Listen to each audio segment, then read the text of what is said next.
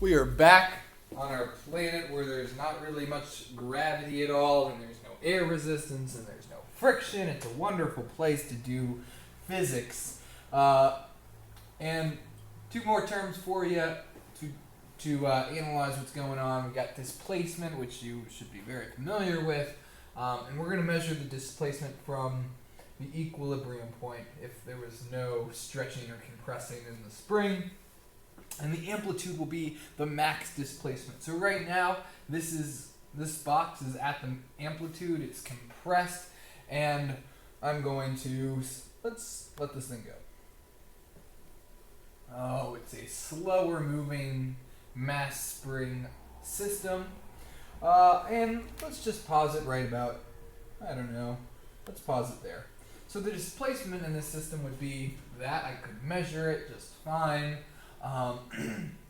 Notice that the force on this block is not constant, meaning when it's at this position, it has a larger force on the block than at that position. As it's getting closer to equilibrium, the force goes down, and when it gets further away, the force goes up.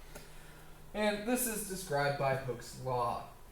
So you guys in quarter one came up with this relationship on your own just by testing out some springs, and you found that the force exerted on a spring depends on its elasticity, which we measure with the spring constant K, and the displacement. So the higher the spring constant, the stiffer the spring. Something that we didn't make the connection to last time, or marking period one, is that nearly everything behaves in this manner. So if you grab my arm and you start pulling on my arm, the further away that you pull, or the further out that you're able to get my arm, the more force I'm going to feel. And the more force there is going to be coming back towards the equilibrium spot. So that's why this equation has a negative sign, because it's a restoring force. So the further the displacement, the greater the force in the opposite direction. So right now, this thing is feeling a force this way, even though the displacement is directed that way. Now, there's four things that I want you guys to consider in this mass spring system that's just horizontal.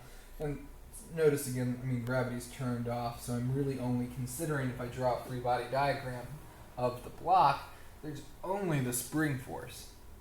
And this is moving in simple harmonic motion. So first I'm going to examine case one, where this spring system is completely compressed right there.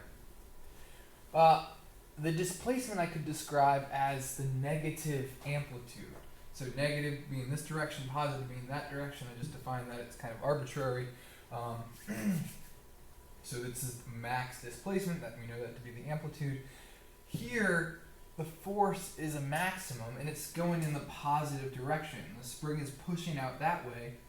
And if the force is a maximum, and if the force is positive, then the acceleration must also be positive and a maximum, because the two are related by F equals ma. At this point, for a brief moment, the velocity is 0. Okay, well, let's look at case 2. We get to equilibrium. At equilibrium, our displacement is 0. And if our displacement is 0, then the force of the spring must be 0. But you say, wait, this thing is still obviously moving, and that's just inertia. Things in motion want to stay in motion. It already has some positive velocity. It's going to continue that positive velocity, but there's no acceleration.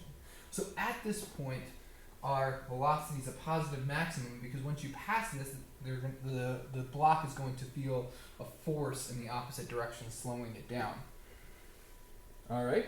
Case 3, we go out here to our completely stretched out case, and here our displacement is the amplitude. It's the furthest position away, and the force is also a maximum, but it's in the negative direction, which means the acceleration, also a maximum, negative direction. And here, for a brief moment, like our completely compressed case, the velocity here for a small second is 0.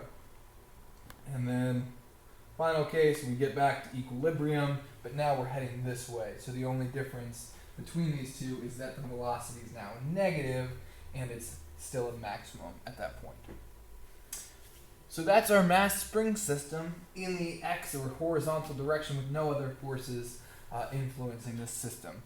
So we're going to move to looking at pendulums where there are more forces at play. Stay tuned.